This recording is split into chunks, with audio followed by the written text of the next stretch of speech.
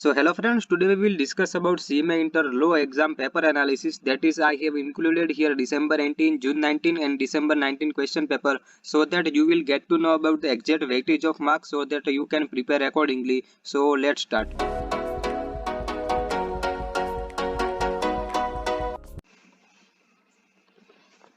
अगर हम Indian contract act 1872 की बात करें तो यहाँ पे आपका जो दिसंबर 2018, जून 2019 एंड दिसंबर 2019 का आपको जो तीनों अटेम्प्ट में 20 मार्क्स का जो आपका क्वेश्चन था वो इंडियन कॉन्ट्रैक्ट एक्ट में से ही था। तो आपको इंडियन कॉन्ट्रैक्ट एक्ट में से 8 to 10 मार्क्स का एक जो लॉन्ग क्वेश्चन है वो मिलेगा। 4 to 6 मार्क का आपका जो केस स्टडी पूछेंगे एंड जो आपका लास्ट क्वेश्चन होता है वहाँ पे जो शॉर्ट नोट आपको पूछी जाती है वहाँ पे आपको एक क्वेश्चन मिलेगा from Indian contract act. So Indian contract act पे आपका ज्यादा फोकस होना चाहिए बिकॉज ये 20 मार्क्स का वेटेज इंडियन कॉन्ट्रैक्ट एक्ट का यूजुअली होता है।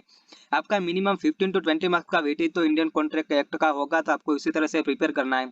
एंड अल्टरनेटिवली आपको किस तरह से प्रिपेयर करना है, अगर आपने क्वेश्चन पेपर ध्यान से देखे होंगे तो आपका फॉर एग्जांपल वन अटेम्प्ट में आपका क्वेश्चन होगा वो इंडियन कॉन्ट्रैक्ट एक्ट में से होगा एंड सेकंड अटेम्प्ट में आपका जो क्वेश्चन होगा वो आपका यूजुअली होता है जो एजेंसी एक्ट में से होता है। तो ये मैं नहीं कह रहा हूँ कि ऐसी तरह ये जो सिस्टम है वही फॉलो होगा, बट आप इस तरह से देख सकते हैं कि आपको किस तरह से प्रिपरेशन करना है।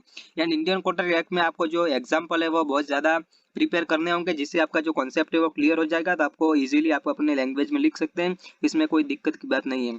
So now let's discuss second part, that is sales of goods act 1930। अगर हम सेल्स ऑफ गुड्स एक्ट की बात करें तो आपका दिसंबर 2018 में आपको एक भी क्वेश्चन नहीं पूछा था फ्रॉम सोगा एक्ट एंड जून 2019 में आपका 7 मार्क्स का क्वेश्चन था एंड जो दिसंबर 2019 का अटेम्प्ट था उसमें भी आपका 7 मार्क्स का जो क्वेश्चन था वो सेल्स ऑफ गुड्स एक्ट में था।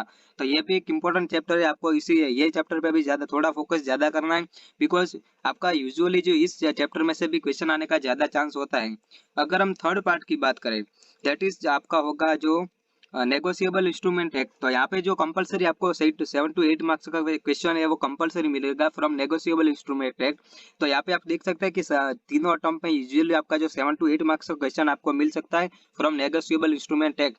तो आपको यहाँ पे भी ज्यादा जो आपका कॉन्सेप्ट है वहाँ पे ज्यादा फोकस करना है एंड आपको लगता है कि ये क्वेश्चन आपको एग्जाम में नहीं मिलेगा वही आपको यूजुअली क्वेश्चन है वो एग्जाम में मिलता है।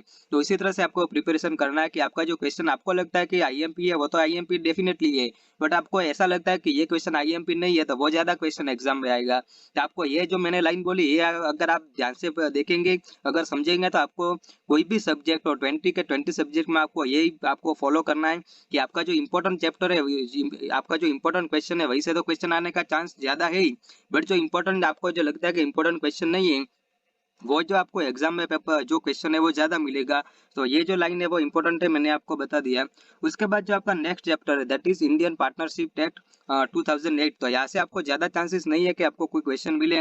आप यहाँ से देख सकते हैं कि आपका दिसंबर 2018 में एक भी क्वेश्चन नहीं था, जून 2019 में भी नहीं था, बट दिसंबर 2019 में उन्होंने पूछा था। बट यहाँ पे आपका लक पे डिपेंड करता है कि आपका यहाँ से क्वेश्चन मिलेगा कि नहीं, बट आपको कोई भी चैप्टर ऐसा नहीं है कि आपने एक बार भी नहीं किया है।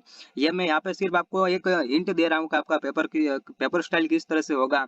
इसका मतलब ये नहीं है कि आपको रिजिडली यही जो आपका पेपर पैटर्न है वो आएगा, तो इसी तरह से आपको प्रिपरेशन करना है। सो यहाँ पे आपका टाइम सेव हो इसलिए मैं चलिए आपको जल्दी से बता देता हूँ आगे के जितने भी चैप्टर हैं। तो यहाँ पे हम एलएलपी एक्ट की बात करें तो यहाँ पे भी आपका जो 7 मार्क्स का क्वेश्चन था दैट इज इन दिसंबर 2019 में आपको पूछा था एंड जो 8 मार्क्स का क्वेश्चन था वो भी आपको दिसंबर 2018 में भी पूछा था। तो यहाँ पे आपका इंडियन पार्टनरशिप एक्ट से ज़्यादा आपका एलएलपी एक्ट है वो बहुत ज़्यादा इंपॉर्टेंट मुझे लगता है। तो आपको इसी तरह से प्रिपरेशन करना है कि आपको किस तरह से ये जो पेपर स्टाइल है वो समझना है। उसके बाद हम चैप्टर जो आगे देखते हैं दैट इज़ फैक्ट्रीज एक्ट। तो फैक्ट्रीज एक्ट मुझे लगता है कि इसमें से आपको कितने जो 3 मैं आपको इंपॉर्टेंट चैप्टर बता देता हूँ। तो सबसे पहला है फैक्ट्रीज एक्ट जो आपका है वो बहुत ही इंपॉर्टेंट है। उसके बाद मिनिमम वेजेस जो आपका इंपॉर्टेंट चैप्टर है एंड जो पेमेंट ऑफ ग्रेजुएटी एक्ट जो है, ये जो तीनों एक्ट है वो आपके लिए बहुत ज़्यादा इंपॉर्टेंट होने वाला है। उसके अलावा यहाँ पे आपको pension regulatory and development authority act 2013 है, यह भी आपके लिए, ये जो 4 चैप्टर मैंने बताया ये आपके लिए इंपॉर्टेंट होने वाला है।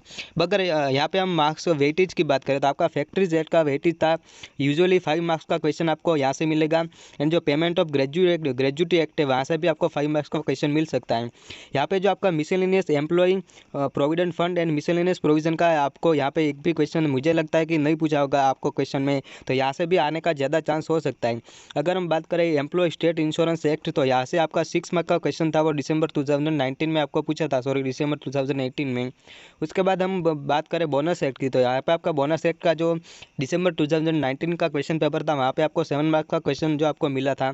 उसके बाद हम मिनिमम वेजेस की एक्ट की बात करें, ये मैंने जिस तरह से आपको पहले ही बता दिया कि ये आपके लिए इंपॉर्टेंट एक्ट है।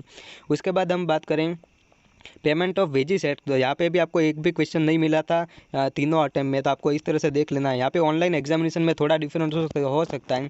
अगर हम नेक्स्ट बात करें दैट इज़ कॉर्पोरेट लॉ, तो कॉर्पोरेट लॉ का आपका 35 मार्क्स का जो वेटेज है वो फिक्स है।